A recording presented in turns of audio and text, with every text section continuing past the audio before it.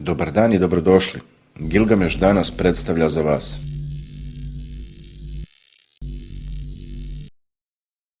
Hiljadu puta ponovljena laž postaje istina.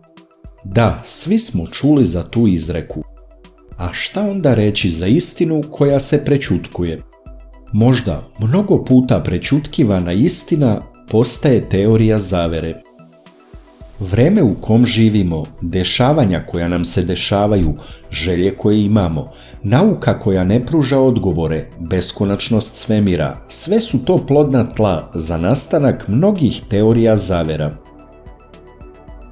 U ovom videu želim da pomenem one najpoznatije, a ti mi u komentarima napiši koja je tebi najinteresantnija i o kojoj da pravim detaljniji video.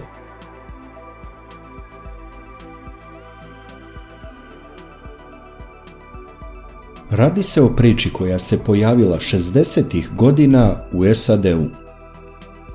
John Birch društvo je promovisalo ovu teoriju uveravajući sve da će snage Ujedinjenih nacija doći u crnim helikopterima i kako će SAD staviti pod kontrolu Ujedinjenih nacija. 90-ih godina ova teorija ponovo počinje da dobija na značaju, a za vreme predsjednikovanja Billa Clintona. Također slična teorija o fantomskim helikopterima se pojavila i u Velikoj Britaniji 70-ih godina.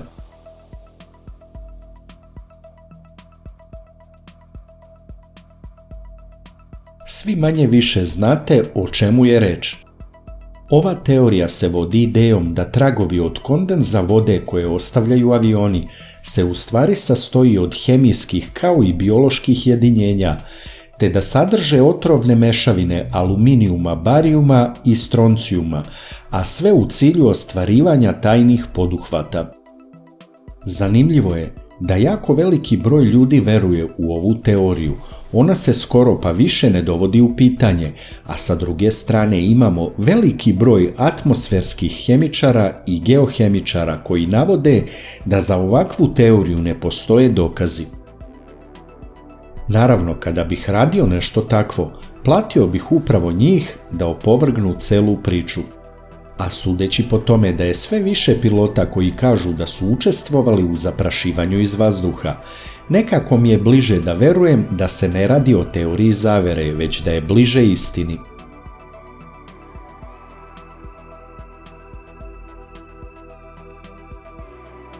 Uništavanje aviona Korean Airlinesa na letu 007 1983. godine, a od strane sovjetskih aviona, dugo vremena daje teoretičarima zavera plodno tlo za razvijanje raznih teorija. Teorije idu od toga da se radilo o špijunskoj misiji, tvrdnjama da su SAD nešto zataškavale, pa sve do priča kako su nastradale putnike pojele džinovske krabe.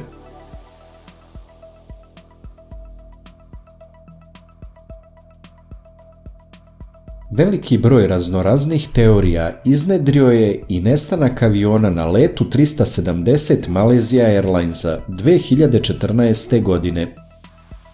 Jedna od teorija govori kako je ovaj avion namjerno sklonjen pa ponovo pušten u rad kao let MH17, a kasnije iste godine, kako bi iznad Ukrajine iz političkih razloga bio oboren.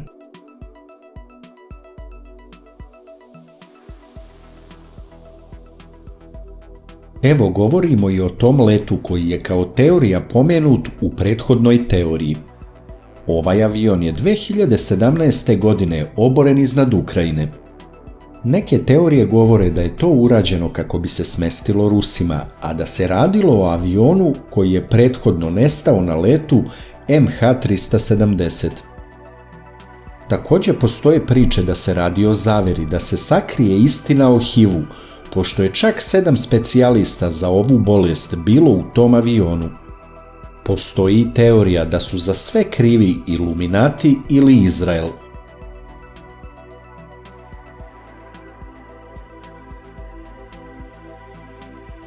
Russ Limbaugh, američki voditelj, promovisao je ovu teoriju, a radi se o incidentu na naftnoj platformi u Meksičkom zalivu 2010. godine.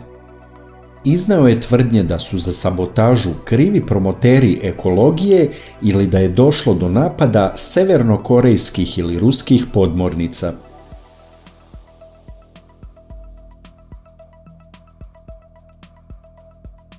Postoji teorija da je kompanija Coca-Cola na tržište izbacila novu Coca-Colu sa lošijom formulom, a sve u nameri da podignu potražnju za originalnom Coca-Colom ili čak da omoguće ponovno uvođenje originala, ali sa formulom koja koristi jeftinije sastojke. Predsjednik Coca-Cole Donald Keough naravno odbacio je ove tvrdnje sa rečima: nismo toliko glupi, ali nismo ni toliko pametni da to uradimo.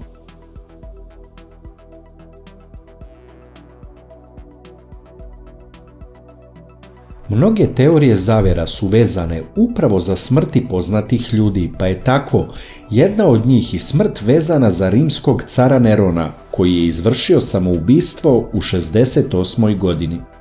Teorija upravo tvrdi da je Neron lažirao smrt i sklonio se do pogodnog trenutka kada je planirao da se vrati i nastavi svoju vladavinu. Teoretičarima su također zanimljive i smrti Abrahama Lincolna, američkog predsjednika, Martina Luthera Kinga, Erika Danskog, Carevića Dimitrija, Jicaka Rabina, Zakarija Taylora, Georgea S. Pattona, Diane princeze od Velsa, Daga Hammarskjölda. Među teorijama o poznatima postoji čak teorija da je Paul McCartney umro 1966. te da ga je zamenio dvojnik. Imamo mi i bližu teoriju koja kaže da Josip Broz Tito, koji je vladao Jugoslavijom, nije onaj koji je rođen u Kumrovcu.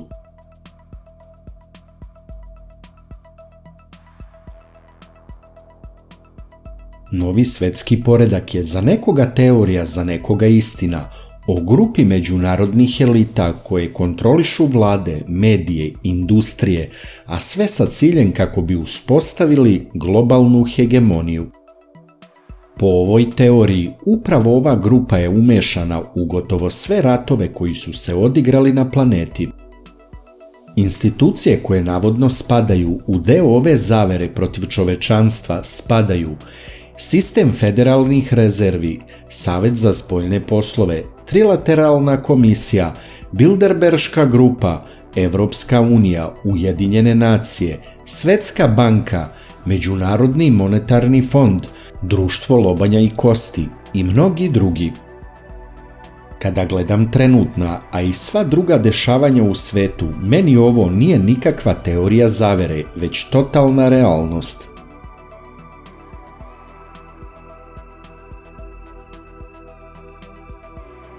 Podzemni grad se nalazi ispod međunarodnog aerodroma u Denveru, a sedište je novog svetskog poretka, kaže jedna od teorija zavere u koju veruju mnogi teoretičari.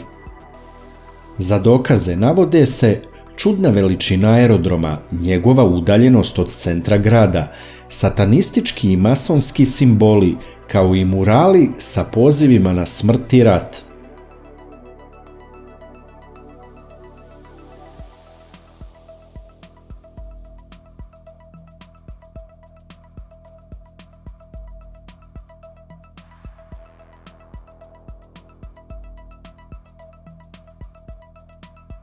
Još od 18. veka se razvijaju teorije o slobodnim zidarima.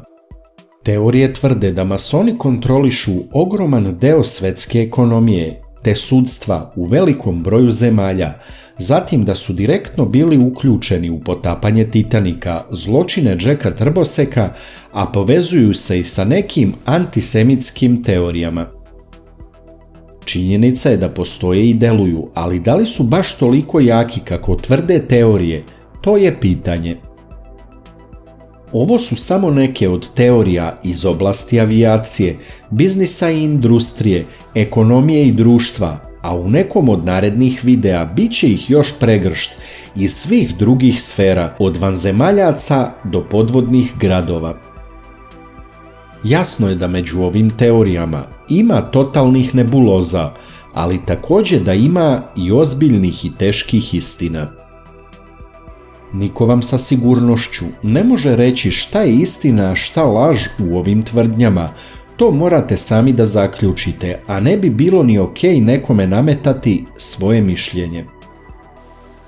Ono što je sasvim u redu je da svako od nas uključi glavu, to jest baci mozak na malo više obrtaja i razmišlja svojom glavom, a ne da se vodi onim što mu drugi pričaju.